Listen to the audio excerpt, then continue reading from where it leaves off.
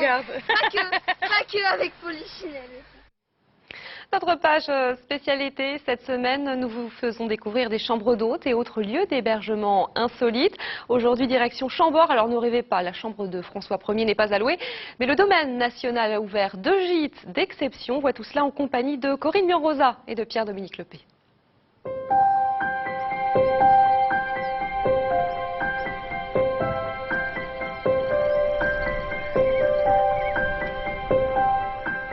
À quelques centaines de mètres du château, la maison des réfractaires, propriété de l'État, comme toutes les maisons du village. Comment c'est venu cette idée d'installer des gîtes dans cette maison des réfractaires qui avait une histoire particulière, hein? La maison des réfractaires, oui, a une histoire particulière. Pendant la Seconde Guerre mondiale, un des directeurs du domaine a abrité des gens qui étaient réfractaires au travail obligatoire.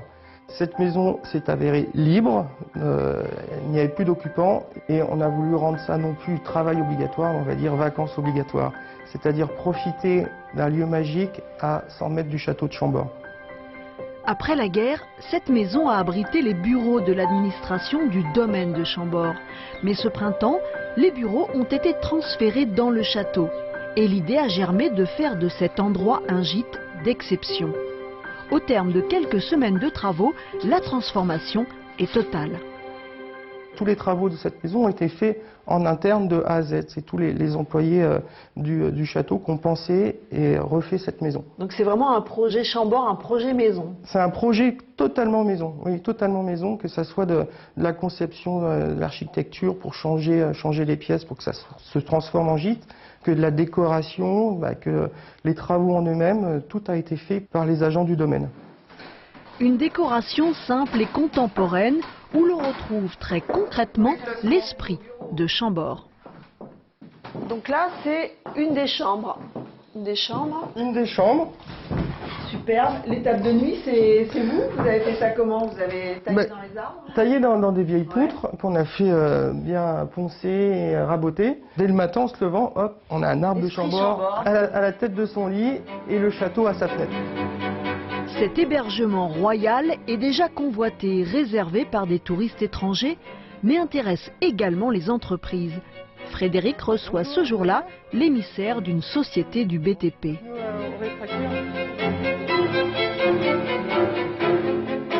Dans le cadre du mécénat, on amène des relations commerciales à visiter le château avec des visites particulières. Et dans ce cadre-là, on les reçoit la veille et puis ils repartent le lendemain de la visite. Et on a besoin effectivement de les loger dans la région. Pouvoir se lever tous les matins au pied de Chambord, c'est merveilleux. Et si vous n'êtes pas château, mais plutôt nature, le domaine national vient d'aménager la Gabilière, une ancienne maison de garde à l'entrée est du parc. C'est autre chose, c'est autre chose. On n'est pas loin du premier Mirador, là. Le premier Mirador, il est à Mirador, l'aire d'observation pour les animaux, il est à 200-300 mètres. Qu'est-ce qu'on peut observer de ce Mirador?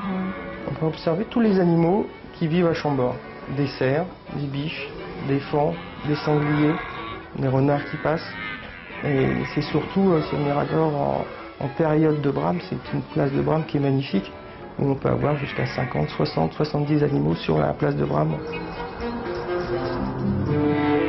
Un spectacle étonnant auquel on pourra assister en témoin privilégié. Et c'est la fin de ce journal. Merci de l'avoir suivi.